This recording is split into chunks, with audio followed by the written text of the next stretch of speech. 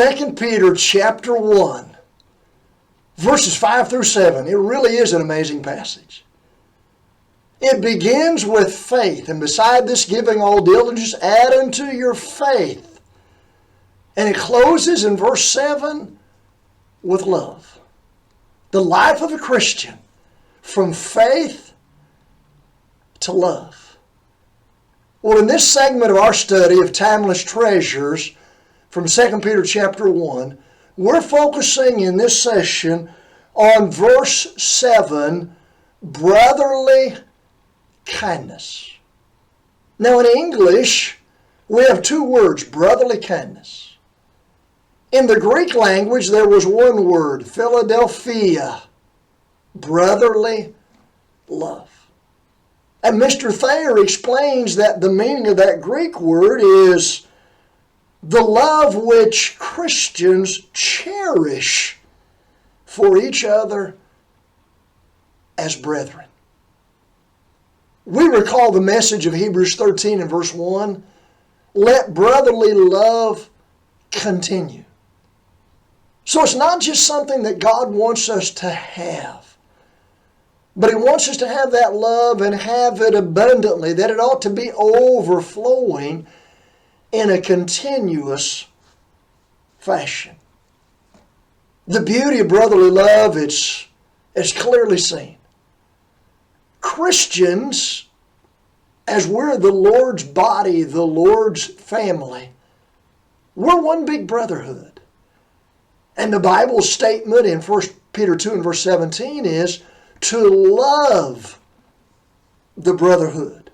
And as we do that, if we're thinking properly, while we are concerned about the challenges that we face, and we are concerned about our personal needs, we're not supposed to think only about our needs and our wants, but rather we're to think about the needs and the interest of our brethren as well. Philippians chapter 2 and verse number 4. One of the things that God's people do is this. We're brothers and sisters in the Lord, and in modern language, we are there for each other.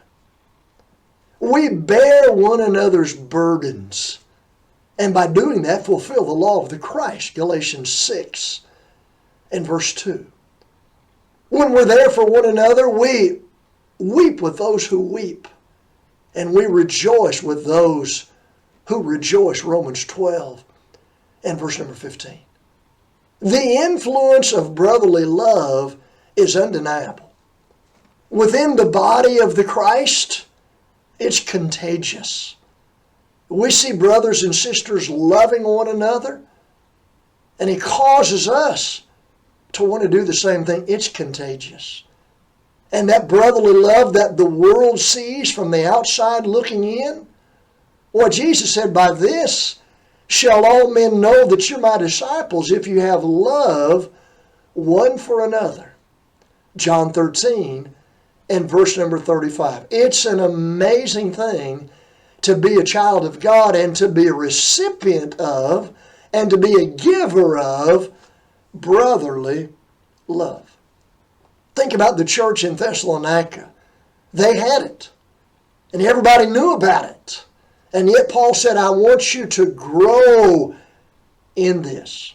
1 Thessalonians chapter 4, verses 9 and 10. You know, sometimes it's challenging. Sometimes it's challenging to love one another properly.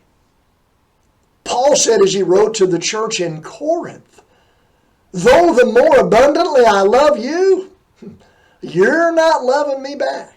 2 Corinthians chapter 12 and verse 15. So sometimes when we don't receive that affection, we don't receive that treatment back from others, it can be challenging.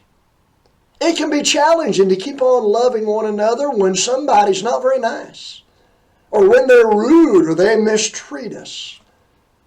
But God wants us, despite what other people do or say, God wants us to demonstrate or show unconditional brotherly love. Now, God willing, in our next segment, we'll go beyond brotherly love and talk about love, agape, in general.